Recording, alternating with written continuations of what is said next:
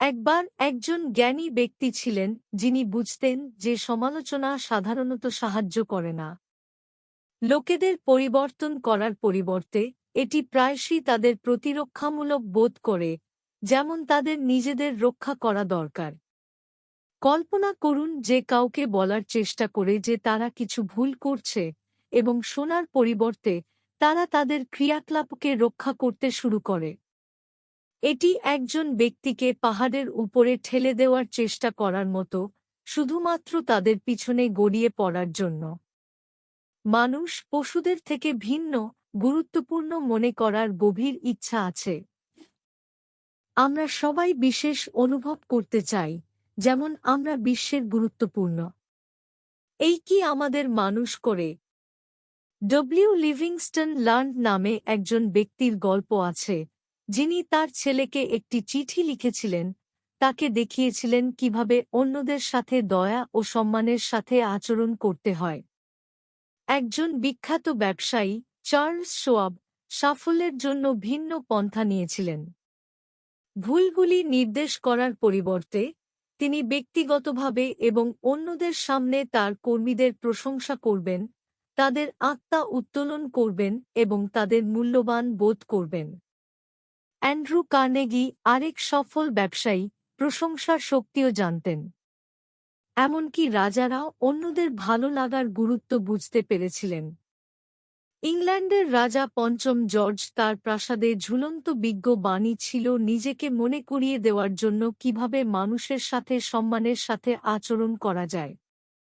উদাহরণস্বরূপ, কাউকে সমালোচনা করার পরিবর্তে জিজ্ঞাসা করুন, এই ব্যক্তির কি দরকার, এবং আপনি কিভাবে তাদের সাহায্য করতে পারেন তা নিয়ে ভাবুন। এটি আপনি যা চান তা নয়, অন্যরা কি চায় তা বোঝার বিষয়ও। কখনো কখনো একটি হাসি বিস্ময়কর কাজ করতে পারে। আপনি যখন হাসেন, এটি আপনাকে কেবল ভালো অনুভব করে না, এটি আপনার চারপাশের লোকদের আত্মাকেও উত্তেজিত করে। আপনার হাসির কারণ থাকতে হবে না, তবে আপনি যখন তা করেন, এটি আপনাকে অন্যদের সাথে সংযোগ স্থাপনে সহায়তা করে এবং তাদেরও আনন্দিত করে। হার্ভার্ডের প্রেসিডেন্ট একবার বলেছিলেন, যে কারো কথা বলার সময় তার প্রতি পূর্ণ মনোযোগ দেওয়া তাদের সম্মান দেখানোর অন্যতম সেরা উপায়। এটি একটি ছোট অঙ্গভঙ্গি, কিন্তু এটি একটি বড় প্রভাব ফেলে। এমনকি আপনি যখন কারো সাথে কথা বলছেন, প্রথমে তাদের আগ্রহের কথা চিন্তা করুন। তাদের কাছে কি গুরুত্বপূর্ণ তা বোঝার মাধ্যমে আপনি এমনভাবে যোগাযোগ করতে সক্ষম হবেন যা আপনার উভয়ের জন্য উপকৃত হয়। এবং মনে রাখবেন, সবাই মনে করে যে তারা গুরুত্বপূর্ণ। লোকেরা প্রায়শই তাদের অহংবোধ তৈরি করার চেষ্টা করে, এমনকি তাদের কাছে এটি করার উপযুক্ত কারণ না থাকলেও। আমাদের অধিকাংশেরই দৃঢ় বিশ্বাস আছে যেগুলো আমরা ধরে রাখি, এমনকি যদি সেগুলি যুক্তির উপর ভিত্তি করে না হয়। আমরা ভুল হলে আমরা নিজেদের কাছে তা স্বীকার করতে পারি, কিন্তু অন্যদের কাছে সবসময় নয়।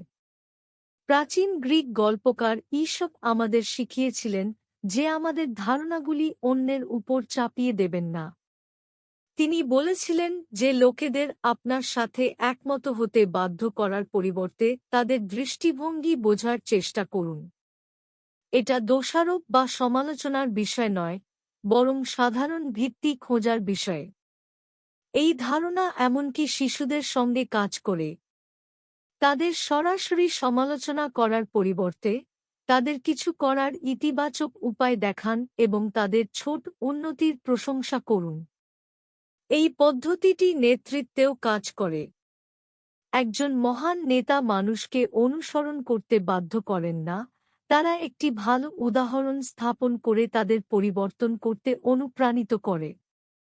ডেল কার্নেগি, যিনি এই ধারণাগুলি সম্পর্কে লিখেছিলেন, তিনি তাদের জীবনযাপন করেছিলেন। তিনি নম্র সূচনা দিয়ে শুরু করেছিলেন, বেকন এবং সাবান বিক্রি করেছিলেন।